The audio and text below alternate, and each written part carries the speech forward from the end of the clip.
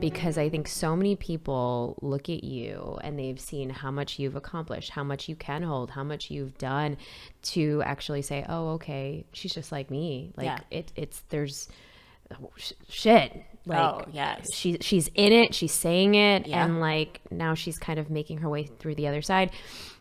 And I mean, how was that for you guys? Like going through all of it? Because I mean, we have two. Yeah. You've got double. Yeah.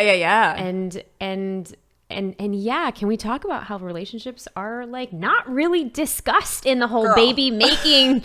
I joke with all my friends that have not had their baby yet and they're pregnant. I'm like, listen, God is awesome. But one thing God, in my opinion, did not get right was what happens between man and woman the first year after a baby. Fuck. I'm like, could we work on that design a little bit better? Like, because shit just gets...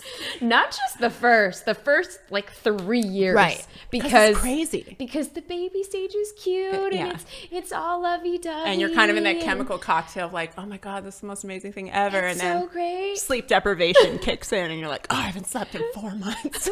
and then they turn 2. Right. And you're like, wait, what's happening? I have a terrorist living in my house. And then they turn 3. And then you have a 3-nager and you're like, what's my life? What is my life? But it's so true. But like, nobody talks about it because I think either a lot of people are either in that baby soup stage or they want to make it so that, you know, everything looks really fairy tale. And yes. Guys, ladies, gents, it ain't the truth. No. And I think there's so much shame around it because it's like you're supposed to be so grateful. And I mean, my God, I am. I'm so blessed. I'm so grateful.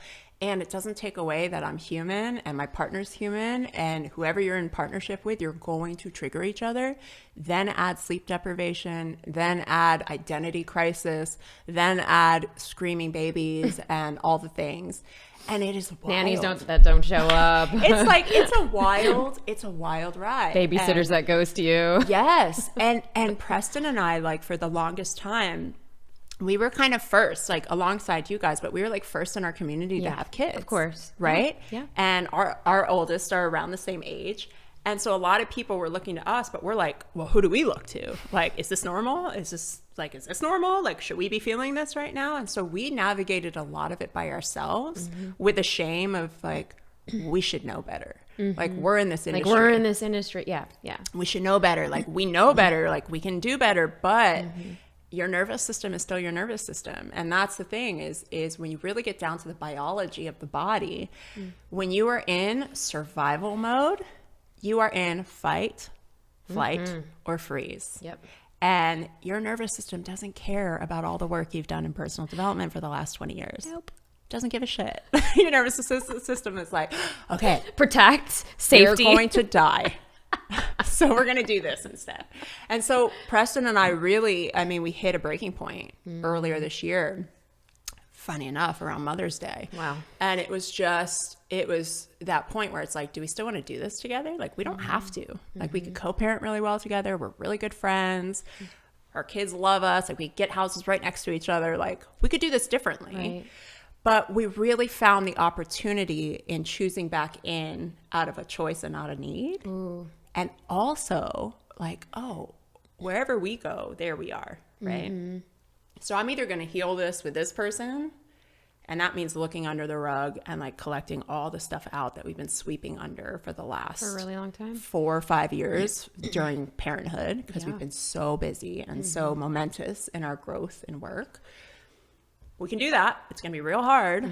But like the end result of that, the end game of that is I as a human, him as a human. We get to actually know ourselves, truly know ourselves, and allow ourselves to be loved and allow ourselves to love fully. Right. Because up to this point, it's been like our patternings. Oh, totally. Right? From when we were younger. Yeah. What we needed to hold on to or react to or try and fix in our parents. Try to fix. Yeah. And so again, no matter how much work you've done, I think it is not until you get to a breaking point where the ego can crack open a little bit and you can go, okay, what's actually here now? And so the hardest chapter was looking at all those things in our relationship that weren't working, all the things we weren't talking about, all the things that happened that we didn't know about, with each other. Probably.